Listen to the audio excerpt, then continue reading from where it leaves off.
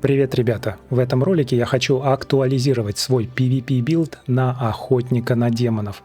В последних видеороликах я описывал механики, которыми увеличивал свой урон с помощью синергии камней, поэтому мой билд получил небольшие изменения.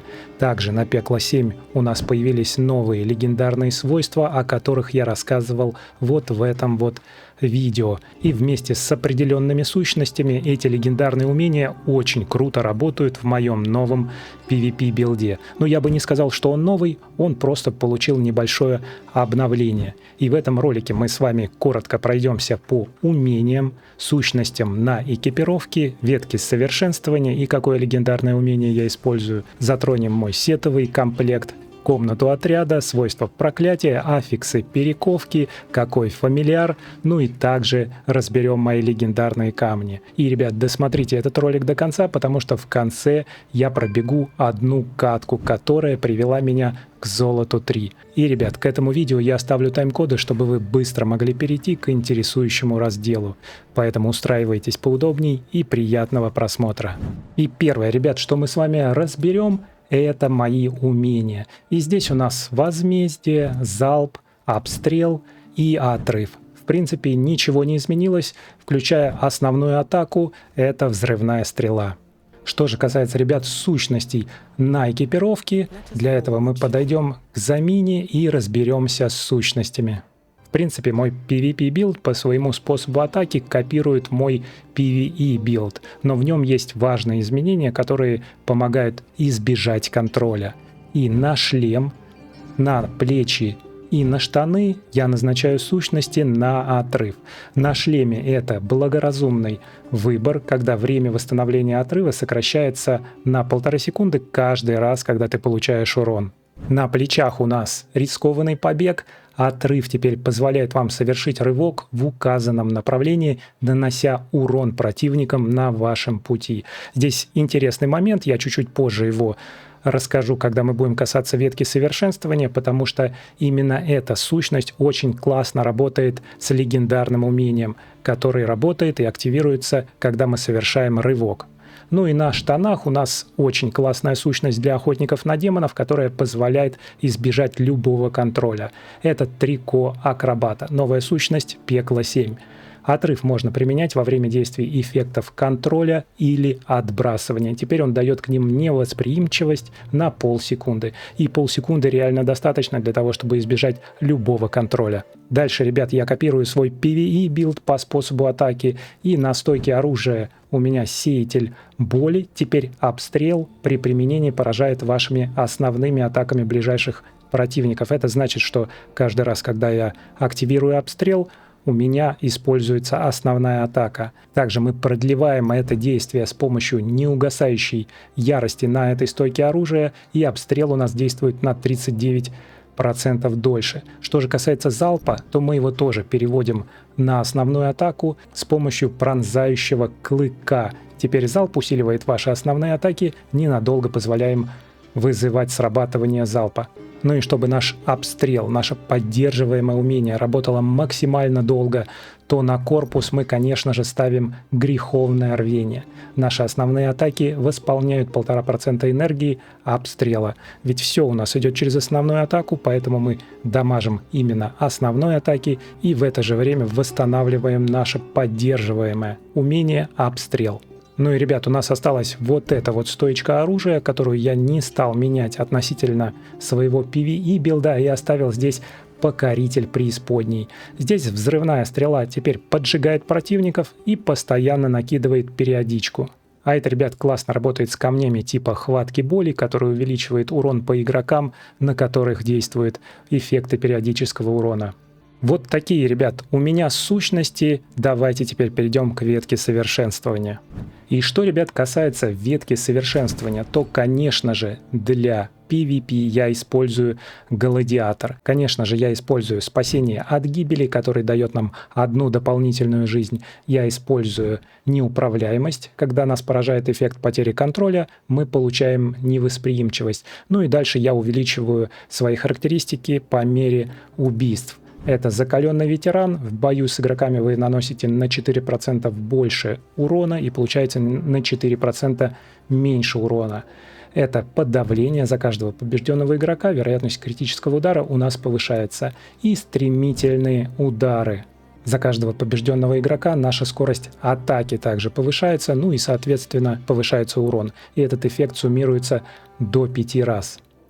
Вот, ребят, все эти умения, вы их здесь можете посмотреть, нажать на паузу и настроить у себя точно так же. Но самое интересное, ребят, касается именно легендарного умения. Давайте к нему перейдем. И, ребят, именно с сущностью рискованный побег, который у нас активирует рывок, я использую легендарное умение «Морозный заряд». Давайте его прочитаем. Умения с рывком выпускают вокруг вас заряды льда, поражающие противников окоченением и снижающие их скорость атаки и передвижения на 30% на 3 секунды. Действует раз в 10 секунд. Здесь ключевой момент, что это умения с рывком вызывают такой эффект. И давайте, ребят, быстро посмотрим, какое у меня умение стоит на отрыве. Именно она дает нам эффект рывок. Также, ребят, эту комбинацию можно немножечко поменять. Можно изменить сущность на другую, поставить туда растущую жестокость. При растущей жестокостью мы сейчас ее выберем и почитаем, что она дает. Вот она, тут такой скелетик в виде наплечников. Давайте ее выбираем и посмотрим, что она нам дает. И она нам дает отрыв. Теперь позволяет совершить рывок вперед. То есть у нас ничего не меняется, мы все равно прыгаем вперед. Но при этом вы наносите урон и обездвиживаете их. То есть накладываем на них эффекты контроля. И давайте теперь посмотрим. У нас в умениях, вы видите, здесь появилась такая плашечка «Контроль». То есть теперь у нас отрыв контролирует противников.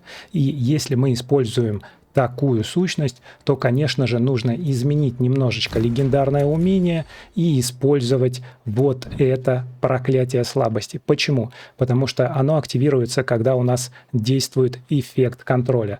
Ваши эффекты контроля также поражают врагов проклятием слабости, уменьшая наносимый урон на 30% на 3 секунды. В общем, такую комбинацию, ребят, можно выбрать, если вы играете за охотника на демонов. Морозный заряд работает с рискованным побегом, потому что там активируется все с помощью умения с рывком, а вот проклятие слабости работает только с растущей жестокости, потому что оно активируется с помощью контроля. Но я использую именно морозный заряд и рискованный побег, потому что когда я совершаю рывок, то пораженные этим рывком противники, они еще получают на 40% больше урон. Что, ребят, касается сетовых комплектов, то я использую 4 предмета желания Витху и 4 предмета награда мрачного проводника. Что они дают нам? Ну, Витху мы все знаем, что они продлевают действие положительных эффектов, а вот награда мрачного проводника увеличивает наносимый урон на 15% на 3 секунды после использования умения с рывком. А так как мы постоянно прыгаем вперед-назад, и когда нас дамажит, у нас скорость отрыва восстанавливается, то у нас еще и повышается вероятность критического удара за 4 предмета награды мрачного проводника на целых 22,5% на 3 секунды. Очень получается дамажный билд. Какую, ребят, я использую комнату для отряда? Давайте коротко посмотрим. Я за последние несколько дней пытался собрать больше реликтов, но не очень у меня это получилось. У нас уже достаточно крутые наборы, и вы видите, что я использую боец. Что он нам дает? Он нам дает базовый бонус. Наносимый урон увеличен на 3,5%. На самом деле это у меня комната осталась именно с PvE билда. Я здесь использую защитник, где вероятность блока повышена на 5%. Смотрите, я использую именно защитник. Он дает нам базовый бонус, увеличивает блок на 5% и бонусы крутые реликтов. У нас повышается вероятность блока еще на 1,5%, а также здесь есть 2 реликта. Я не знаю, почему они 2 здесь активированы, но используется только один. Это реликт, который увеличивает ваш запас здоровья на 6,5%, что очень круто, ну и размер на 15%. И мой герой выглядит такой чуть больше обычных. Видите, такая большая барышня. Что касается, ребят, свойства проклятия, то здесь все достаточно просто. Я использую 6 предметов терзаний. Когда вы применяете умение с рывком, за вами тянется след из жгучего огня, который наносит периодичку, а я все время совершаю рывки. Ну и 2 предмета я оставил на плети, которые активируются при основной атаке и создают 3 сверкающих бича, которые наносят урон. Ребят, по свойствам проклятия я делал отдельный ролик, и это очень крутой способ бустануть нашего героя, потому что свойства проклятия теперь не имеют негативные эффекты. И фактически они как дополнительный сетовый комплект. Обязательно посмотрите этот ролик, если еще не смотрели. Ребят, что касается перековки на моих легендарных предметах экипировки, то я в основном использую свойство возмездия. Это же свойство я использую и для PvE, только в PvP варианте, видите, у меня здесь 2 вкладочки есть, я использую свойство урон по игрокам увеличен на 1,5%, а все остальное у нас настроено на максимальный урон. Я знаю, что у меня это не идеальные свойства перековки, но для того, чтобы достичь этих свойств, ребят, мне пришлось потратить порядка 450 камней перековки. Я их сейчас снова коплю, у меня уже где-то там 150 накоплено, и когда я накоплю где-то 400-450, я буду улучшать эти свойства, добавлять сюда больше свойств, которые дамажат именно в PvP по игрокам и уменьшают урон от них. И вы видите, ребят, что на предметах, вот на шлеме у меня урон по игрокам увеличен на 1,5%. Также увеличивается урон, наносимый целям с эффектом щита, что тоже круто работает в PvP. Здесь у нас повышает скорость атаки, и урон по игрокам увеличен на 1%. На плечах у нас также урон по игрокам увеличен на 1,5%. На штанах урон по игрокам увеличен на 1,5%. В общем, ребят, с помощью свойств перековки я еще получаю бонус примерно 10% урона по игрокам. Ну и что, ребят, касается фамильяров, то, конечно же, мой фамильяр для PvP — это фамильярчик с эффектом Спаситель. У меня здесь есть черта, которая дает одно бессмертие на 3,3 секунды. И это бессмертие отличается от гладиатора, потому что в гладиаторе, когда ты получаешь бессмертие, когда оно активируется, ты замираешь и 3 секунды вообще не можешь двигаться, но потом у тебя восстанавливается здоровье. Спаситель же, он дает тебе полную невосприимчивость к урону, к атакам, и ты можешь бегать, и ты можешь ускользнуть от другого игрока. И, ребят, самый лучший способ получить такого фамильяра — это накопить необходимое количество платины и просто купить его на рынке. Начинаются они примерно где-то с 25 тысяч. Я своего купил за 29 тысяч платины. Поэтому, ребят, просто на рынке отслеживайте предложения, фильтруйте их по спасителю. И спаситель — очень крутое свойство у фамильяра именно для PvP. Ну и теперь, ребят, самое интересное — это мои легендарные камни. И здесь, ребят, я подробно описывал свои легендарные камни в ролике, где я увеличил 20% урон с помощью синергии камней. Я сейчас не буду очень сильно вдаваться в свой билд из камней, потому что подробно описал его вот в этом вот ролике. Если вы его еще не смотрели, обязательно посмотрите. Но я здесь использую сердце волка, я использую вместилище мглы, потому что у нас атаки идут через основную атаку, и постоянно этот аспект мглы активируется и наносит урон такими волнами клинков. Я использую камень «Колоссальная машина», который я вставил как дополнительный самоцвет в осколок звездного огня, потому что в своем ролике, где я бустовал на 20% урон за счет синергии камней, я понял, что осколок звездного огня реально не так сильно влияет на урон. И даже в PvP он создает локацию, которая контролит противников, но из нее очень легко ускользнуть, и он срабатывает только раз в 20 секунд. Поэтому «Колоссальная машина» даже для PvP значительно выгоднее.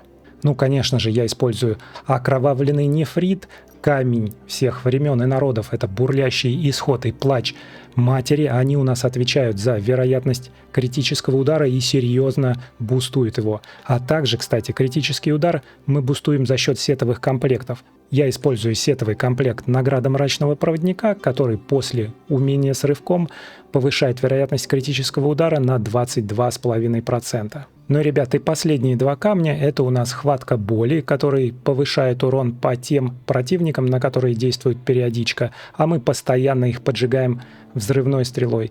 И последний камень у нас — это фантомное стекло, ребят, который вы посоветовали мне в комментариях поставить, и он очень круто работает, бустанул мой урон, он активируется каждый раз, когда мы совершаем критический удар. Он повышает по таким противникам урон на 20% на 2 секунды.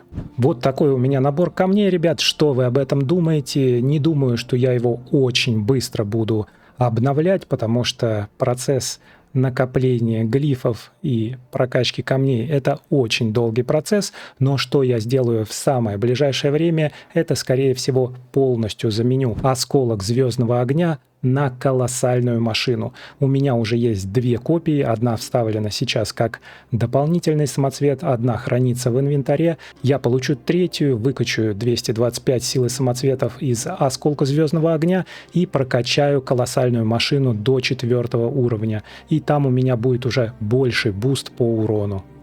Ну и теперь, ребят, давайте протестируем, как этот билд будет работать в деле, и отправимся на тренировочное поле. Мне осталось совсем немножечко до перехода на золото 3, и я уже сыграл больше 15 каток, пытаясь перейти с золота 2 на золото 3. Давайте посмотрим, удастся ли мне в следующей катке. Так, ну и давайте, мы нашли группу. Я эту каточку буду играть на iPad, потому что, ребят, мне гораздо удобнее играть с мобилки, когда дело касается PvP. Я с джойстика не так активно нажимаю на курки, и иногда это приводит к тому, что проигрываю. Кстати, напишите, играете вы на компьютере или на мобилках. Я вот на компьютере не научился играть в PvP еще, нужно учиться. Так, ну и мы зашли, и давайте посмотрим других игроков. Вроде у нас все достаточно высокого уровня, ну и я вижу по крылышкам, что есть ребята с большим резонансом.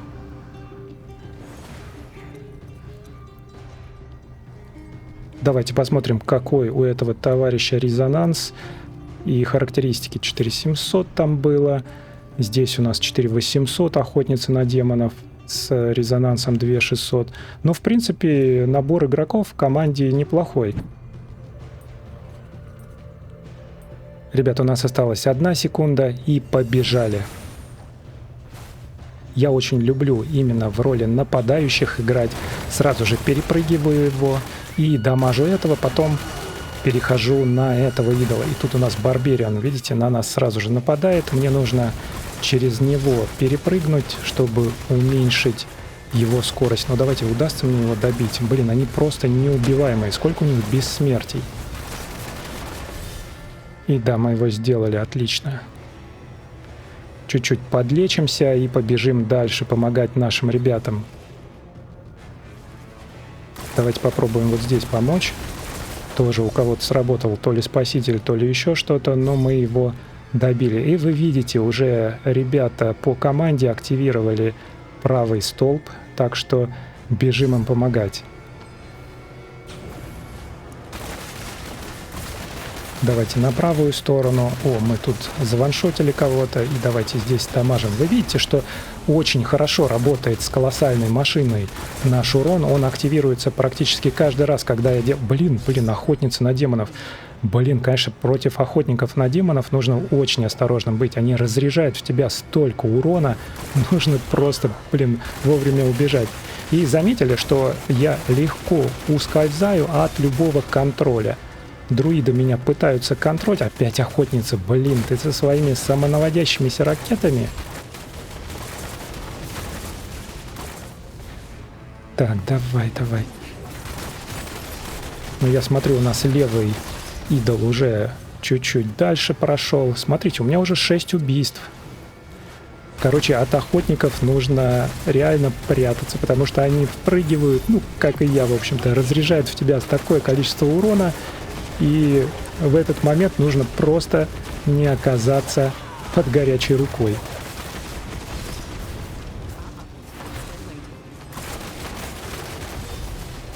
Блин, вот эта охотница, просто ее нужно... Так вы можете ее убрать, черт, меня тут залочили. Ну, надеюсь, что я... Вот, ускользнул. Отлично. Давайте отлечиваемся и бежим дальше. Тем не менее, ребят, это тоже тактика, потому что я отвлек на себя достаточно сильных игроков, а тем временем наш левый идол, он уже практически дошел. И я думаю, что, наверное, нужно на левую сторону пойти помочь ребятам. Давайте сюда идем. Сейчас мы парочку зашотим тут. Блин, что это за круглые камни на меня полетели? Я стараюсь быть на поддержке немножко позади, но когда это позволяет, конечно же, сопровождаю идол, чтобы он двигался. Блин, слушай, как они прикольно контролят. Создают такие преграды, из которых невозможно выбраться. Ну и все, ребят, наш идол дошел. Давайте подлечимся и пойдем убивать сердце. Ну, уже здесь понятно, что мы выиграли, потому что у нас не высветилось, что скоро будет лимит по количеству убийств. Ха-ха, как я его зашотил, да? Ну, давайте убиваем, и класс, мы здесь выиграли все, я перешел на золото 3.